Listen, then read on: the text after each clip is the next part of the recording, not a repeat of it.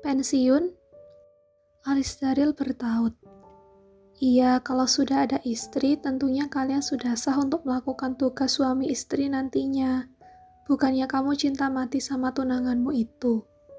Kalau sampai kalian menikah, berarti cita-citamu sudah terwujud kan? Apa aku masih penting untuk kamu? Ekspresi Farah sungguh datar, bahkan ia mengucapkannya dengan sangat tenang. Sementara wajah Daryl terlihat jelas bimbangnya. Ia tampak berpikir sejenak. Rasanya sangat sayang kalau melepas Farah saat ini. Walaupun ia tahu kalau sebentar lagi akan menikah dengan Jessie, yang tentu saja akan bisa ia kuasai sepenuhnya. Lagi pula tujuan utama Daryl dulu mendekati Farah hanyalah sebagai simpanan, yang bisa memuaskannya dalam urusan biologis. Jahat memang, itulah Daryl, yang bisa melakukan apa saja dengan uangnya. Yang jelas, kapanpun aku mau, aku pasti mencarimu, bisik Daryl sambil mengamit dagu Farah dengan jari-jarinya. Satu sudut bibir Farah terangkat. Egois, kamu gak kasihan dengan Jessie? Memangnya sugar daddy kamu yang dulu kasihan dengan anak dan istrinya? Tanya Daryl balik. Dia cuma menemuiku setiap weekend, bahkan kadang hanya sebulan sekali. Baginya anak dan istrinya tetap prioritas.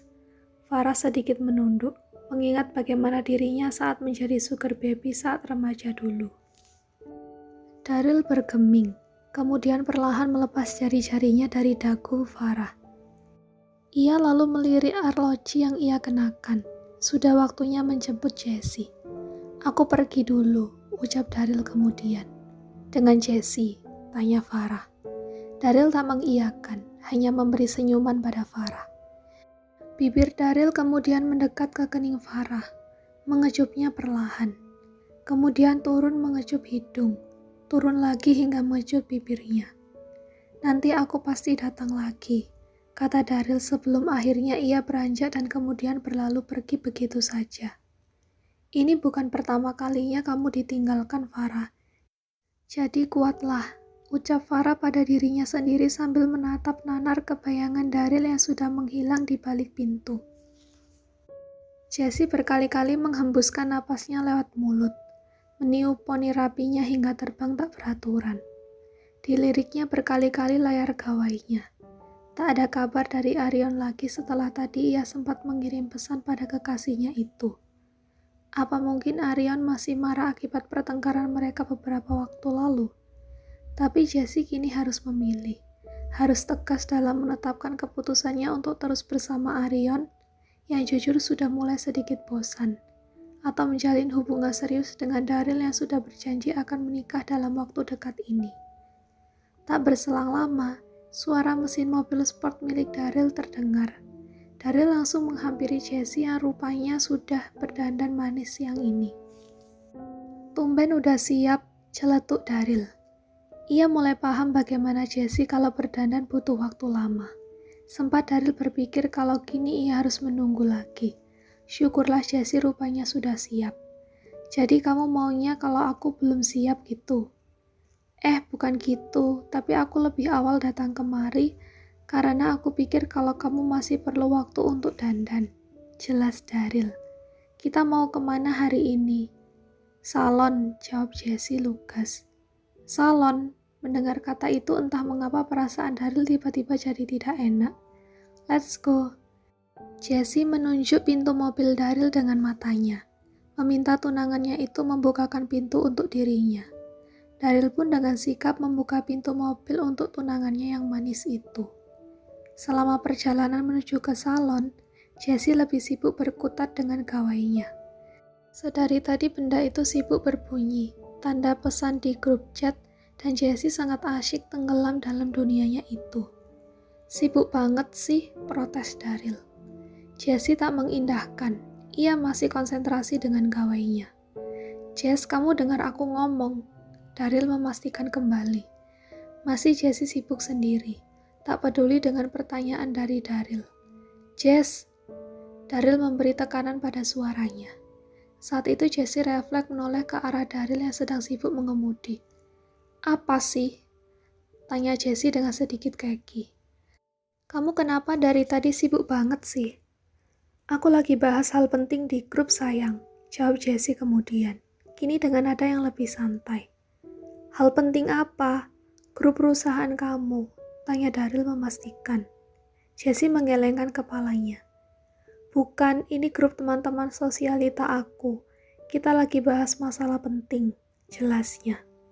Lalu hal pentingnya itu apa?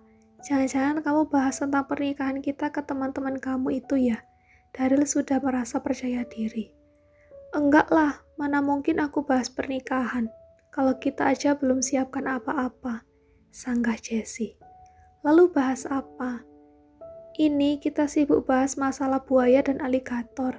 Jadi ada yang mikir kalau buaya itu sama aja dengan aligator, padahal mereka kan jelas-jelas beda. Terang Jessie. Daryl langsung memutar bola matanya. Pentingnya sebelah mana sayang? Lagi-lagi Daryl memberi tekanan pada suaranya. Daryl tak habis pikir kalau perbincangan yang katanya penting itu ternyata hanya membahas masalah binatang bernama buaya dan aligator. Pentingnya itu, jadi tas berbahan kulit buaya itu beda sama tas berbahan kulit aligator sayang. Kalau tas kulit aligator itu cenderung lebih mulus. Apa-apaan ini ngomongin binatang, ternyata nggak jauh-jauh dari tas branded. Dasar perempuan, apanya yang penting sih? Daryl ngedumel dalam hati. Berkali-kali rasanya Daryl menghela napasnya dengan berat di sepanjang perjalanan. Dan rupanya Jessie masih sibuk dengan urusan buaya dan aligatornya. Sungguh bukan hal yang penting bagi Daryl tentunya. Sampai di salon tujuan, Jessie langsung disambut oleh para karyawan salon yang sebagian besar laki-laki gemulai. Termasuk pemilik salonnya yang rupanya sejenis dengan para karyawannya. Katanya ini salon terkenal seantero ibu kota. Dan Jessie memang menjalin kerjasama dengan salon terkemuka ini. Aduh, bawa cowok berondong, ganteng amat lagi, Cin. Sapa si pemilik salon terkemuka. Sekilas orang tak akan percaya kalau laki-laki ini sedikit gemulai. Dari tampilan luarnya sungguh sangat berwibawa. Badannya tegap, lengannya berotot, dan sangat maskulin. Namun yang membuat Daryl terbelalak saat laki-laki itu mulai bicara dan menyapa Jessie dengan gaya yang jelas menyiratkan kalau ia lemah gemulai. Seketika itu juga Daryl bergidik geli, tak percaya kalau ada orang yang berkamuflase seperti itu. Kenalin ke Eike dong, pinta laki-laki gemulai itu pada Jessie. Jessie tersenyum lebar melihat tingkah pemilik salon itu. Jessie sudah berkawan cukup akrab dengannya. Jadi sudah paham bagaimana aslinya orang ini. Tam, kenalin ini tunanganku, namanya Daryl. Dia CEO Harson Corporation. Pasti sering dengar nama perusahaan itu kan? Jessie memperkenalkan Daryl pada Tamara, si pemilik salon. Gilingan, CEO-nya berondong begindang, mana lagi cucok. Tamara tamak memandang Daryl dengan tatapan genitnya. Lidahnya ia julurkan seperti ratu ular yang siap memangsa korban. Tamara lantas saja mengulurkan tangannya, hendak berjabat tangan dengan tunangan Jessie ini. Kenalin, nama Eike kalau di luar salon Tama. Tiba-tiba Tamara mengeluarkan suara bariton khas laki-laki ketika menyebut nama aslinya. Tapi kalau di salon, panggil aja Tamara. Kini intonasinya langsung berubah menjadi lemah gemulai saat menyebut nama Tamara. Daryl semakin kegelian melihat secara langsung bagaimana laki-laki ini berubah seperti layaknya bunglon. Ia berkali-kali menggelengkan kepalanya. Tak percaya. Daryl Harsha Utama, panggil Daryl aja. Ucap Daryl dengan nada yang ketakutan, lalu segera melepas dengan paksa jabatan tangan mereka. Takut karena si Tamara jarinya mulai aktif bermain di telapak tangan Daryl.